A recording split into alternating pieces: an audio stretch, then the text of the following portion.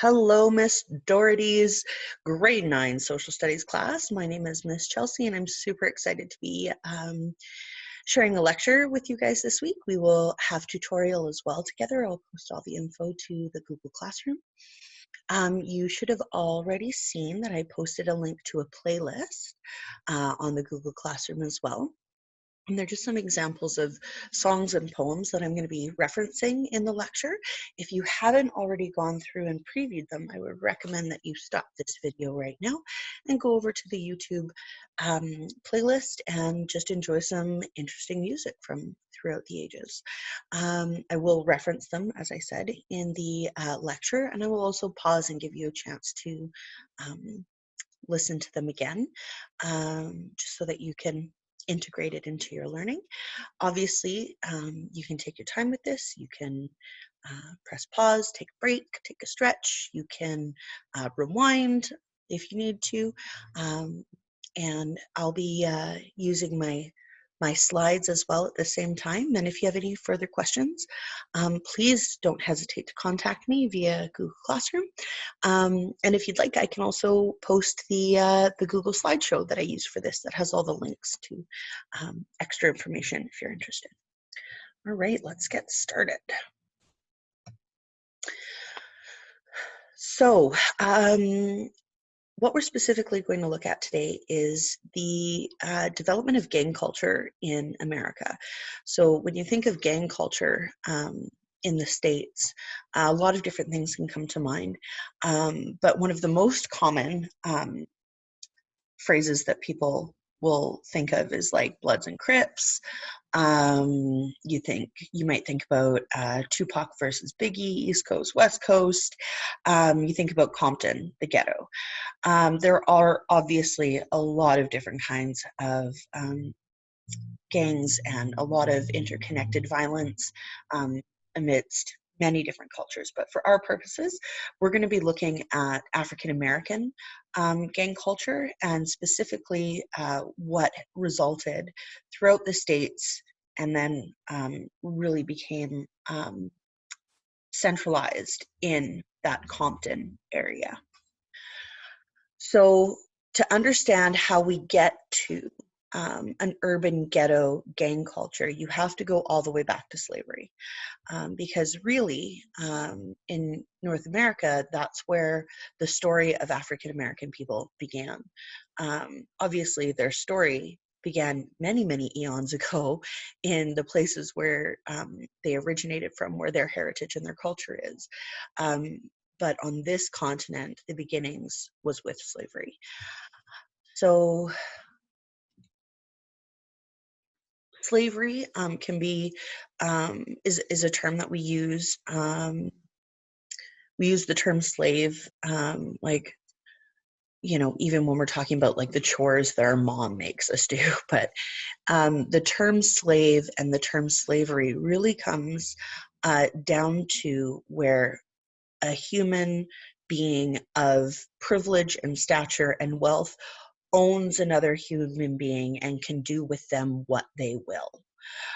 It doesn't necessarily mean a white person owning a black person, but typically in North America, that's what we think of. Slavery is still very much part of the world today. It is not the same in its global trade as it was during the times of North American slavery. However, it is still very much alive and well, as is racism. So we're not just talking about historical concepts, we're talking about things that still happen today. In terms of North American slavery, the human chattel enslavement in the States really began in the early 1500s in South Carolina. The first slaves were on the continental US. There were already slaves in the Caribbean area on the plantations in Central America as well. However, on the continental US, what we know as the United States today, it was in South Carolina. And St. Augustine, Florida was set up as the epicenter of the slave trade for continental North America. Florida being very close to the Caribbean, so the transport of, these human beings was relatively easy. And that was in 1565. Slaves, when purchased, were owned for life. There were generations of families owned by the same owners. You could inherit the slaves of your parents, and they practice something called eugenics, which is a controlled breeding to improve what they referred to as the livestock. So African slaves were treated not as full human beings. They were treated closer to what cattle would be treated like. If we just go back to this picture here, and you'll see people being put down onto the lower decks of a ship. Slave traders would go to Africa and they would gather up and steal and kidnap as many African people as they could from various different places in Africa. And they would be put on a ship and they would be packed in. Like, each person would have a very limited amount of space. Pardon me. Allergies, not COVID. But if you think of, the space that a chair takes up, that would be approximately, like, laying down wasn't easy. There were no facilities that were properly allocated for using the toilet. It would have smelled, there would have been disease, malnutrition. It would have been an absolute nightmare. Geopolitically, Africa obviously looked very, very different in the 1500s, and slave traders didn't keep track of where these people were coming from. So a lot of what African Americans struggle with today is not knowing their heritage. They don't know if they came from cultures in Kenya or cultures in the South Africa region. They don't know if they came from cultures near the Congo or Central Africa. There's no way to know. There's no ancestry.ca for slaves, right? Like ancestry.ca, most white people could go on there and find old dead white ancestors. It doesn't work that way because for people of African descent, because they didn't keep record of these individuals as people. They kept records as in, like, one male, healthy breeding stock, 6'2", 200 pounds, and that's it. It wasn't, this is a human being that I've just taken from Zimbabwe, right? So it's very important to recognize that they were treated not as human beings. Now, there is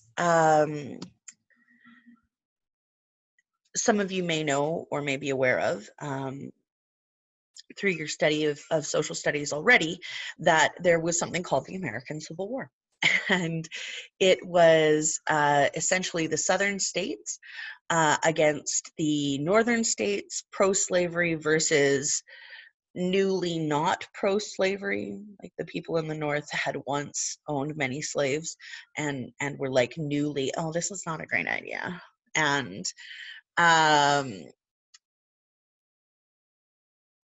anyways, there's a lot of information surrounding the Civil War, but there was a man named Robert E. Lee, and he was part of the Union, part of the Union of the Southern States. And this is a direct quote from him. "There are few, I believe, in this enlightened age who will not acknowledge that slavery as an institution is a moral and political evil." Like, he admitted what he was doing was evil. It is idle. Like he would say things like obviously there are disadvantages, but the greater evil for him um, was to not care for people of African descent. So the blacks are immeasurably better off here than in Africa. The painful discipline they are undergoing is necessary for their further instruction as a race and will prepare them, I hope, for better things. Like, he agreed that slavery was bad, but it was better than Black people living in Africa, because in Africa they didn't have the same kind of economy, the same kind of education, the same kinds of housing structures. They didn't have the same God. And really, slavery, while bad, was saving them from, having their souls damned for all eternity in a savage wilderness. And that is what people told themselves to make them feel more comfortable, I guess, with the idea of owning slaves, which is just obviously hokum.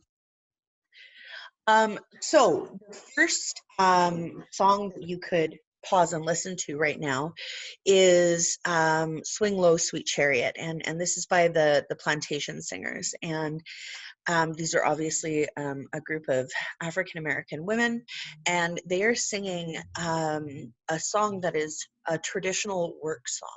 So many African slaves in the continental US had work songs that had a very steady beat. They were often songs that would keep them going, keep them trudging, because they were literally worked to death. And the songs were meant to help keep them one day at a time. A lot of them were very spiritual in nature, to help give them faith that a better day was coming. And again, a lot of it had to do with the rhythm and the tempo that you could pick to, or you could dig to. And a lot of these songs are now very much cherished by the African American community, because it is where it's the roots, it's where they came from, and their story of perseverance is inspiring. So yeah, if you want to take a moment and pause here, you can, and re-listen to Swing Low, Sweet Chariot.